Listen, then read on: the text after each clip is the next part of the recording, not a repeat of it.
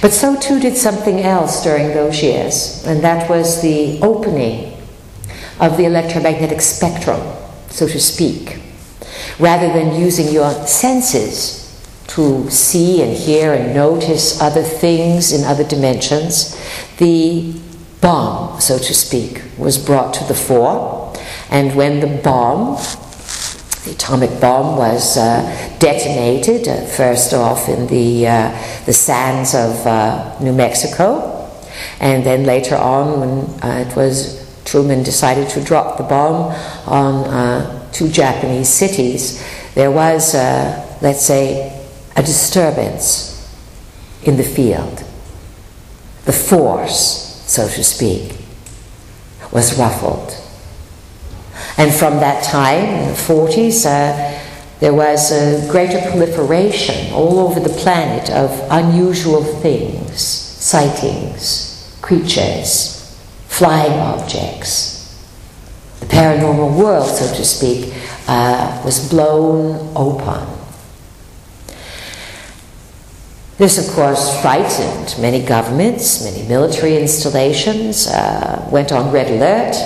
And so one could say that the Cold War was not between the East and the West, although it was purported to be so, just as today this plutonic event is starting to create this look of war between whatever countries in the Middle East or even into Georgia. There's always more behind the scenes. And it was the threat of the paranormal world that created the front of the Cold War. And that was a long time ago. Now, in today's evolving nanosecond and accelerated energy, more and more strange things are occurring. In June, you had in CERN, Switzerland, at CERN, Switzerland, you had the particle accelerator turned on. Who the blast on earth has any idea what they are doing with these kinds of energies? Scientifics may be able to juggle molecules and subatomic particles, but if they do not factor in the aliveness of other dimensions, the aliveness of worlds right next to your own, then they can open doors to all kinds of, let's say, nasties and unpleasant situations.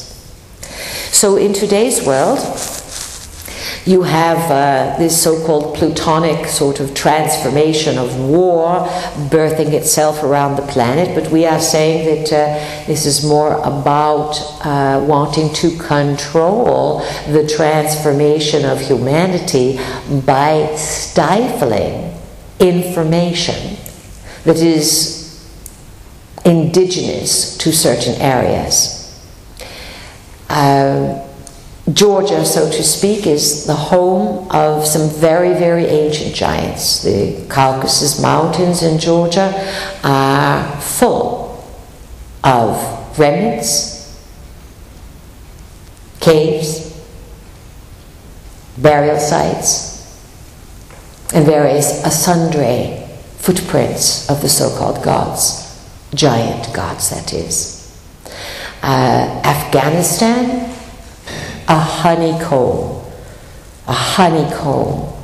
of caverns and caves leading deep down into the underworld, leading to machineries, objects, all sorts of things that people want on the surface, want their hands on. So you have this kind of transformation occurring with Pluto and Capricorn, going after the bones of the Earth, Earth's core structure, its history, so to speak. Your physical body, your own bones, are undergoing their own change. One could say that humanity is again reaching a point where it is evolving into another type of being. You, of course, are in the metamorphosis process, so you don't notice it. But certainly if you were 100 years in the future and you were to look back and see the effects of, let's say, as you mentioned, Pluto in Capricorn, which will stay in that sign until about 2028, something like this, 24, 28, many, many years. This will completely change the core inside of humanity's bones. Now, we have always said that information is stored in stone and in bone. You could say that the stone of the earth are like the bones of your body. People of antiquity were more aware of this than you are. They used the structure of their bones and the power that the bones gave them to know many, many things. In this part of the world, you have repositories, you have the cairns, you have, what do you call them, the cairns, and word is going out of our head here. But these long stone... Circles. Barrows. Barrows, yes, barrows. Long stone structures. The ancients put these together for reasons. Sometimes stone structures were marked because a powerful being of large stature was buried there.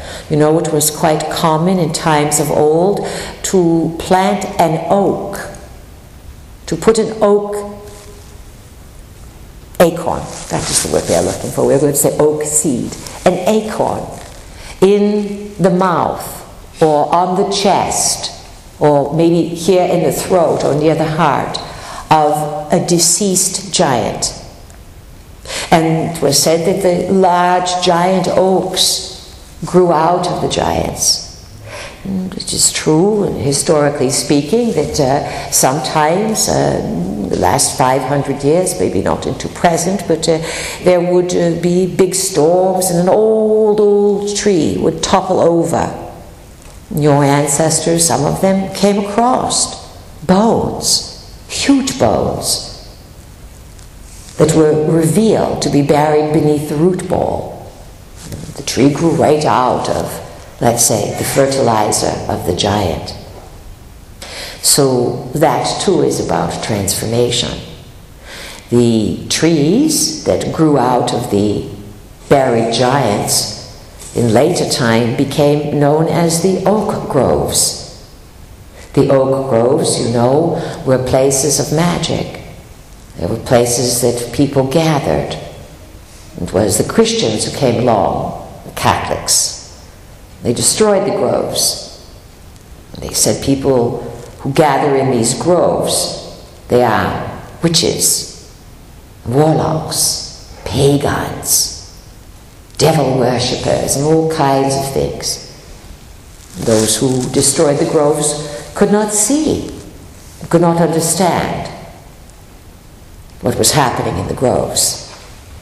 And sometimes the people who practiced their form of animism, in other words, honoring plant life, sky, earth, etc., sometimes these people forgot why they were in the groves. They loved the groves were magical, but they forgot that the groves were planted by a dying race of giants, so that the giants could still, even though they physically could not be here, that they would have influence with the giant oak trees. Now, Pluto in Capricorn is calling for discipline and structure, a new type of structure to build a new world. So it would be very beneficial for all of you to have your own physical form worked upon. We know that in today's world people can be challenged for funds, but use your imagination. Call, let's say, the abundance of existence to you, and go out and be willing to do work, and certainly don't do things that you can't afford, which would be a good idea now, good time to invest in your body. You see certain types of body readjustment, not just massage, but there's a great awakening on the planet today of people who understand the body. Our home group in North Carolina have recently been given a homework assignment, and that is to get themselves Rolfed in the next year. A lady named Ida Rolf, who was doing her work in the 20s and 30s, came upon a great understanding of the physical body.